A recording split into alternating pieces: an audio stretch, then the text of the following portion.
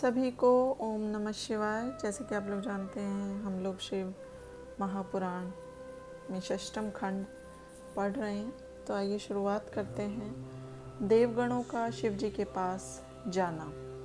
श्री हरि ब्रह्मा जी और देवताओं के साथ भगवान शिव के पास कैलाश गए। त्रिनेत्रधारी भगवान शिव जी की अपूर्व छटा बिखर रही थी। वे पार्वती के साथ रत्नमय सिंहासन पर विराजमान थे। उनकी छटा देखकर भगवान विष्णु अति प्रसन्न हुए। वे वहां हो रहे नृत्य गीत का आनंद लेने लगे। श्री हरि देवाधिदेव शंकर की स्तुति करने लगे। हे भगवान, हम सब शंखचूड़ से त्रस्त हो रहे हैं, हमारी उससे रक्षा कीजिए, हमारा उद्धार कीजिए। भगवान शंकर श्री हरि से बोले, मैं शंखचूड़ को अच्छी तरह जानता हूँ। वह राधा के श्राप के कारण राक्षस बना है। वह श्री कृष्ण का पूर्व जन्म में मित्र था। शिव जी उन्हें बता ही रहे थे कि इतने में श्री कृष्ण राधा के साथ वहां आए। उन्होंने शिव जी की स्तुति की। शिव जी प्रसन्न हो गए। शिव जी ने शंखचूड़ को मारने का उन्हें आश्वासन दिया। पुष्पदंत और शंखचूड़ वार्ता। भगवान शंकर ने शंखचूड़ के पास गंधर्वराज चित्ररथ को भेजा। शंखचूड़ का नगर महेंद्र और कुबेर के भवन के पास था। वहां पहुंचकर दूत ने शंखचूड़ से कहा, मेरा नाम पुष्पदंत है। तुम या तो देवताओं के अधिकार उन्हें लौटा दो या शंकर जी के साथ युद्ध करो। मैं शंकर भगवान का दूत हूँ, जो ठीक समझो वैसा करो। शंखचूड़ ने कहा, यह भूमि वीर भोग्य है। मैं वीर पिता का वीर पुत्र हूँ, इसलिए मैं शंकर जी से युद्ध करूँगा। मैं बिना युद्ध के देवताओं का भाग नहीं लौटाऊंगा।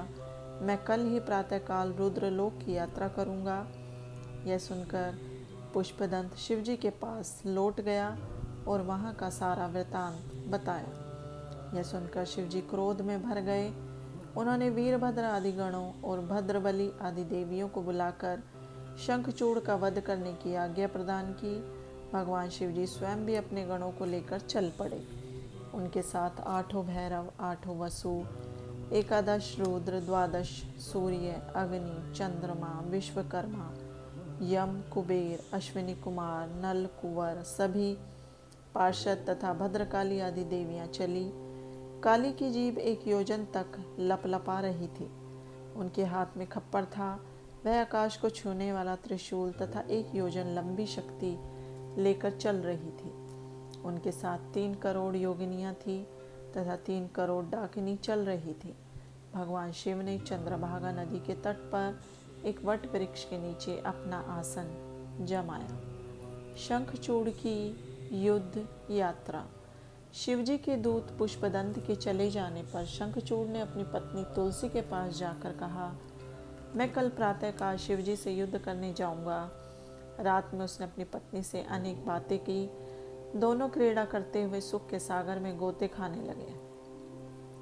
प्रातःकाल उठकर शंखचूड़ ने राज्य का भार अपने पुत्र को सौंप दिया और पत्नी तुलसी की देखभाल का जिम्मा भी पुत्र को देकर रोती हुई पत्नी को समझा बुझाकर सेनापति को बुलाया। सेनापति ने सेना को तैयार किया। थोड़े समय में ही उसके दुमर्द वीर तैयार हो गए। उसके साथ 3 लाख अश्वरोहिणी सेना भी। उसने भी पुष्पभद्रा नदी के तट पर वट वृक्ष के नीचे डेरा डाला। वहां से उसने शिवजी की सेना का अवलोकन किया। शंखचूड़ ने शिवजी के पास अपना दूत भेजकर सूचित किया कि मैं युद्ध के लिए आ गया हूँ। शिवजी ने दूत से कहा, तुम जाकर अपने स्वामी से कहो कि देवताओं से वैर त्याग कर उनसे संधि करने में ही भलाई है। प्राणियों का विरोध बहुत बुरा होता है। तुम ऋषि कश्यप की संतान हो। इस पर दूत बोला, हे नाथ, आपने जो कुछ कहा वह सत्य है, परंतु सारा दोष असुरों का ही नहीं है। आप देवताओं के पक्षपाती हैं। आपको ऐसा नहीं करना चाहिए, क्योंकि आप देवताओं और असुरों सबके भगवान हैं। उसकी बात सुनकर शंकर जी बोले, हम तो भक्तों के अधीन हैं। देव कार्य में युद्ध करने में मुझे कुछ भी शर्म नहीं है। दूत शंखचूड़ के पास वापस चला गया। दूत ने शिवजी की सभी बातें शंखचूड़ को बताई। शंखचूड़ ने युद्ध करना ही उचित समझा। उसने अपनी सेना को युद्ध करने की आज्ञा दी। इधर शिवजी ने भी युद्ध करने की आज्ञा प्रदान की। भगवान शंकर भी तैयार हो गए। तरह तरह के रण वाद्य बजने लगे। दोनों पक्षों के वीर भयानक मारकाट करने लगे। महेंद्र का वृक्ष परवा के साथ युद्ध करने लगा। विष्णु का दंभ के साथ कालका का कालासुर के साथ, गोकर्ण का हुतासन के साथ, कुबेर का काल्य के साथ, विश्वकर्मा का मला के साथ, भयंकर से मृत्यु, संहार से यम, कालंबिक के साथ वरुण युद्ध करने लगे। अभी तक पुत्रों सहित भगवान शंकर वृक्ष मूल में बैठे रहे। सारी पृथ्वी कटे हुए वीरों और वाहनों से पट गई। शंखचूड़ का युद्ध। समस्त देवता दैत्यों से पराजित होकर इधर उधर भागने लगे।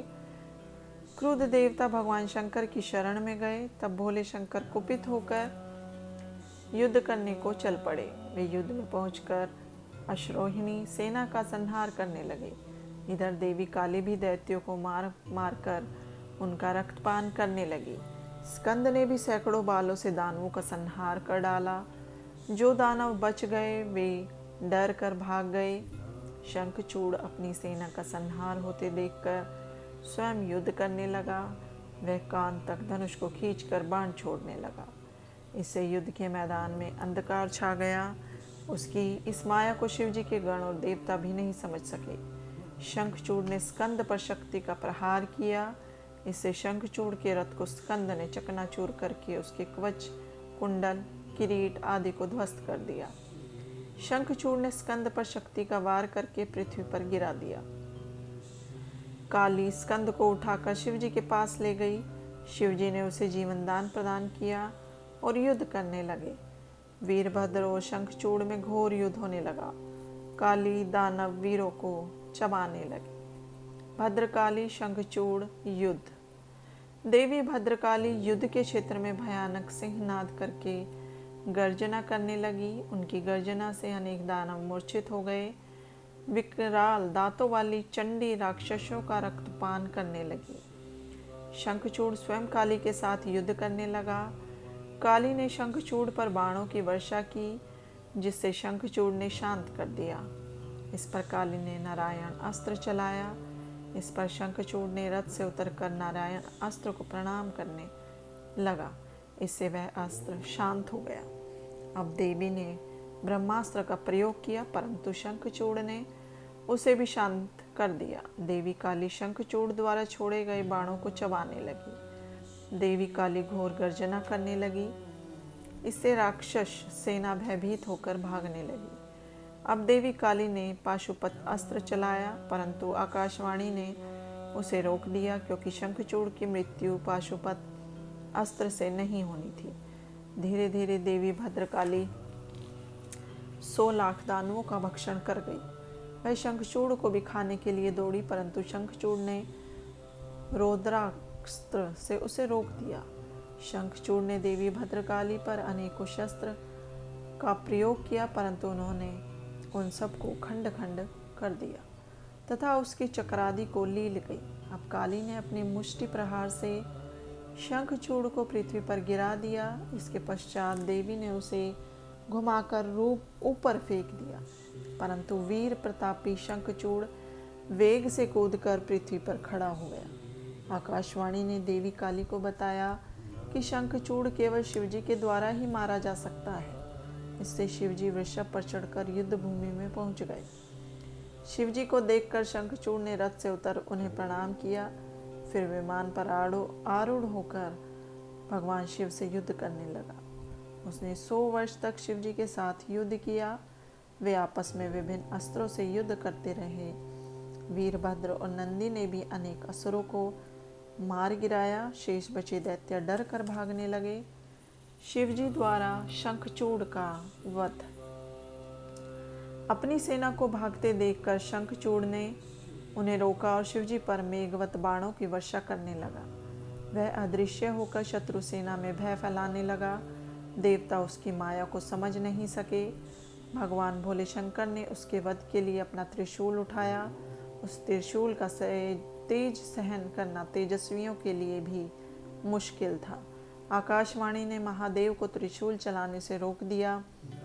आकाशवाणी ने कहा, आप वेद मर्यादा का नाश न करें। इसके पास जब तक विष्णु का दिया कवच और पतिव्रता पत्नी है तब तक नहीं मारा जा सकता। तब शिवजी ने त्रिशूल को रोक दिया। इसके बाद शिवजी ने विष्णु जी का स्मरण किया। विष्णु जी वहाँ आए। विष्णु जी ने वृद्ध ब्राह्मण का वेश बनाकर शंखचूड़ के पास जाकर उससे भिक्षा में कवच मांगा। शंखचूड़ ने अपना कवच उन्हें भिक्षा में दे दिया। इससे विष्णु जी शंखचूड़ का वेश धारण कर उसकी पत्नी तुलसी के पास गए और तुलसी के साथ रमण करने लगा। समय मिलते ही शिवजी ने विजय नामक शूल शंखचूड़ पर चलाया। इससे उसका संहार हो गया। आकाश में दुंदुभी बजने लगी। देवता फूलों की वर्षा करने लगे। शंखचूड़ भी शाप मुक्त हो गया। उसकी अस्थियों से एक प्रकार से शंख की जाति पैदा हुई। बोलो शंकर भगवान की जय। तुलसी श्राप वर्णन। भगवान श्री हरि ने देवताओं के कार्य हेतु ब्राह्मण का रूप रखकर शंखचूड़ से कवच मांगा और फिर शंखचूड़ का रूप धारण कर उसकी पत्नी तुलसी के पास गए। तुलसी ने उन्हें अपना पति समझकर सिंहासन पर बैठाकर चरणामृत लिया और उन्हें पान का बीड़ा देकर युद्ध के समाचार पूछे। तब उन्होंने बताया कि हे प्रिय, ब्रह्मा जी के द्वारा हम दोनों में संधि हो गई है। इस कारण शिव जी चले गए हैं और मैं तुम्हारे पास आ गया हूँ। फिर विष्णु जी तुलसी के साथ रमण करने लगे। भोग के समय तुलसी ने उन्हें दूसरा मनुष्य जानकर श्राप देने को तैयार हो गई। तब विष्णु जी अपने असली रूप में प्रकट हो गए। तुलसी अपना पतिव्रत भंग जानकर क्रोध में भरकर उनसे बोली, हे विष्णु, तुम में दया नहीं है। तुम्हारा हृदय पाषाण के समान है। तुम पत्थर बन जाओ। तुम्हें दया का सागर कहना गलत है। तुमने छल से अपने भक्त का वध कराया है। इतना कहकर वह विलाप करने लगी। उसका विलाप देखकर श्री हरि ने शिवजी का स्मरण किया। तब वहाँ शिवजी प्रकट होकर तुलसी को संसार की नश्वरता की बात समझाने लगे। उसे उसकी तपस्या का फल प्रदान किया। उससे कहा, तुम दिव्य रूप धारण कर बैकुंठ में श्री हरि के साथ रमण करो। तुम एक रूप से नदी और दूसरे से तुलसी नामक वनस्पति बनोगी। क्षीर सागर की तुम पत्नी भी बनोगी। इस तरह तुलसी को समझाकर भगवान शंकर ने कहा कि तुम्हारे श्राप से विष्णु भी शिला बनकर तुम्हारे साथ नदी के जल में रहेंगे। उस शिला को अनेक कीड़े काट काट कर चक्र के निशान बना देंगे। तब उसे विष्णु शालिग्राम कहा जाएगा। इस प्रकार तुलसी को समझाकर शिवजी अंतर्ध्यान हो गए। तुलसी भी शरीर को त्याग कर दिव्य रूप धारण करके विष्णु के साथ बैकुंठ को चली गई। इसके बाद तुलसी गंडकी नदी होकर बहने लगी। विष्णु जी नदी के तट पर पत्थर बन गए। कीड़ों ने उस पत्थर को काट काट कर चक्र के निशान बना दिए। वे पत्थर बड़ी ही पुण्यदायक हुए। हिरण्याक्ष वध। एक बार भगवान शिव पार्वती जी के साथ काशी नगरी में आए। वे काशी को अपनी राजधानी बनाकर रहने लगे। भैरव को काशी नगरी का रक्षक बनाया। वे वहाँ तरह तरह की लीला करते हुए सुखपूर्वक रहने लगे। इसी प्रकार वे मदराचल पर्वत पर भी पार्वती के साथ विहार करते रहे। एक बार पार्वती जी ने खेल खेल में अपने कमल रूपी हाथों से भगवान शिव जी के नेत्रों को बंद कर दिया। इसका परिणाम यह हुआ कि संसार में अंधकार का राज्य हो गया। एक विकराल मुख वाला, जटाधारी, सांवले रंग का, विकृत रोम वाला अंधा मनुष्य उत्पन्न होकर नाचने लगा। उसको देखकर पार्वती जी आश्चर्य में पड़ गई। उन्होंने भगवान शंकर से पूछा, हे स्वामी, यह मनुष्य कौन है? इस पर वे हंसकर बोले, यह तुम्हारा पुत्र ही है। तुम्हारे द्वारा मेरे नेत्र बंद कर देने से मेरे पसीने के द्वारा उत्पन्न हुआ है। इसको तुमने ही रचा है। अब तुम अपनी सखियों और गणों की सहायता से इसकी रक्षा करो। तब पार्वती जी ने उसकी रक्षा का प्रबंध किया। उसी समय हिरण्याक्ष नाम का दैत्य पुत्र की इच्छा से भगवान शंकर की आराधना कर रहा था। वे उसे वर प्रदान करने हेतु उसके पास गए। हिरण्याक्ष ने कहा, प्रभु, मेरे भाई हिरण्यकश्यपु के प्रहलाद आदि 5 पुत्र हैं। मैं पुत्रहीन हूँ। शिवजी ने उससे कहा कि मेरा अंधक नाम का पुत्र तुम्हारे जैसा ही शक्तिशाली है, तुम उसे पुत्र रूप में स्वीकार कर लो। तब उस दैत्य ने शिव पार्वती की प्रदक्षिणा की और अंधक को पुत्र रूप में स्वीकार कर लिया। शिवजी वरदान देकर अंतर्ध्यान हो गए। हिरण्याक्ष उस पुत्र को प्राप्त कर देव, दानव, यक्ष और किन्नर सभी को विजय करके त्रिलोकी का राजा बन गया। वह देवताओं को पीड़ित करने लगा। देवताओं ने यज्ञ स्वरूप वाराह रूप वाले विष्णु जी की आराधना की। तब वाराह ने अपनी विकराल दाढ़ों से प्रहार करके राक्षसों को मारकर चक्र द्वारा हिरण्याक्ष का सिर काटकर अंत कर दिया और उसके राज्य पर अंधक का अभिषेक किया। फिर उसने पृथ्वी को अपनी कराल दाढ़ों से उठाकर पाताल से ऊपर लाकर स्थापित किया। इस पर सभी देवताओं ने प्रसन्न होकर उसकी स्तुति की। हिरण्यकश्यपु वध। वाराह रूपी विष्णु जी ने जब हिरण्याक्ष का वध कर डाला तो उसका भाई हिरण्यकश्यपु विष्णु जी को अपना शत्रु मानने लगा। वह मंदराचल की एक गुफा में जाकर एक पैर के अंगूठे से खड़े होकर भुजाएं ऊपर उठाकर ब्रह्मा जी का घोर तप करने लगा। हिरण्यकश्यपु के तप से प्रसन्न होकर ब्रह्मा जी से उसे वरदान देने गए। उसने ब्रह्मा जी से वरदान में मांगा कि मुझे कभी मृत्यु का डर न रहे और मैं किसी अस्त्र, शस्त्र, पाश, वज्र, वृक्ष, पर्वत आदि से न मरूं। जल, अग्नि मुझे ना मार सके। देवता, दैत्य, मुनि, सिद्ध, मनुष्य, पशु, कोई भी जीव मुझे ना मार सके। स्वर्ग में, पाताल में, बाहर, भीतर, दिन रात में मैं कभी न मरूं। ब्रह्मा जी तथास्तु कहकर अंतर्ध्यान हो गए। वह उठकर 40,000 वर्ष तक के लिए राज्य करने लगे। असुराधिपति बन गया। वह राज्य पाकर उन्मत्त हो गया और त्रिलोकी पर अत्याचार करने लगा। चारों ओर त्राही त्राही मच गई। वह सभी धर्मों का विनाश करने लगा। इस पर इंद्रादिक देवता ब्रह्मा जी को साथ लेकर क्षीर सागर में विष्णु जी के पास गए। उनको अपने सारे दुखों से परिचित कराया। विष्णु जी ने उन्हें हिरण्यकश्यपु का वध करने का आश्वासन दिया। इसके बाद विष्णु जी नरसिंह का रूप धारण कर उसके पास गए। उन्होंने सब राक्षसों का वध कर दिया और निर्द्वंद इधर उधर घूमने लगे। हिरण्यकश्यपु के पुत्र प्रहलाद ने उनकी बहुत प्रशंसा की। वे अपने पिता से बोले, आप इनकी शरण में चले आइए। परंतु वह नरसिंह से युद्ध करने लगा। बड़ा घमासान युद्ध हुआ। नरसिंह के आगे उसकी एक न चली। नरसिंह ने उसे अपनी जंघाओं पर रखकर उसके मर्म स्थानों को अपने नखों से विदीर्ण कर दिया। उसकी मृत्यु के पश्चात प्रहलाद का राज्याभिषेक किया गया। इस प्रकार भगवान शिव से अंधक का जन्म, हिरण्यकश्यप का वध, प्रहलाद को राज्य प्राप्ति आदि की कथाएं आप लोगों को सुनाई। अब अंधक की कहानी सुनिए। बोलो शंकर भगवान की जय। अंधक की कथा। एक बार अंधक से उसके भाइयों ने हंसी मजाक में कहा कि अब तुम्हारा राज्य से कोई प्रयोजन नहीं होना चाहिए। तुम्हारे पिता हिरण्याक्ष तो मूर्ख थे, जो नेत्रहीन विकृत रूप वाले पुत्र को शिव जी से ग्रहण किया। तुम राज्य चलाने के योग्य कदापि नहीं हो। भला कहीं दूसरे व्यक्ति से उत्पन्न पुत्र भी राज्य का अधिकारी हो सकता है? राज्य तो हम करेंगे, तुम्हारा राज्य पर कोई अधिकार नहीं। यह सुनकर अंधक बहुत ही दुखी हुआ और रात्रि में उठकर चुपके से जंगल में जाकर घोर तपस्या करने लगा। उसने देखा कि तपस्या से कोई फल प्राप्त नहीं हो रहा है, तो उसने अपने शरीर को अग्नि में जलाना चाहा। यह देखकर देवता डर गए और ब्रह्मा जी के पास गए। ब्रह्मा जी उसे वरदान देने आए।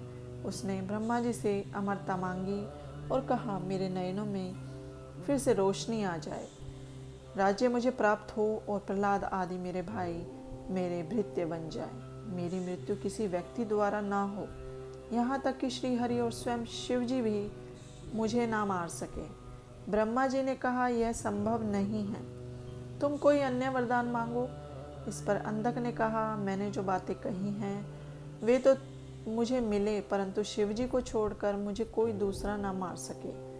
ब्रह्मा जी तथास्तु कहकर अंतर्ध्यान हो गए। वह घर आ गया और अपना राज्य प्राप्त किया।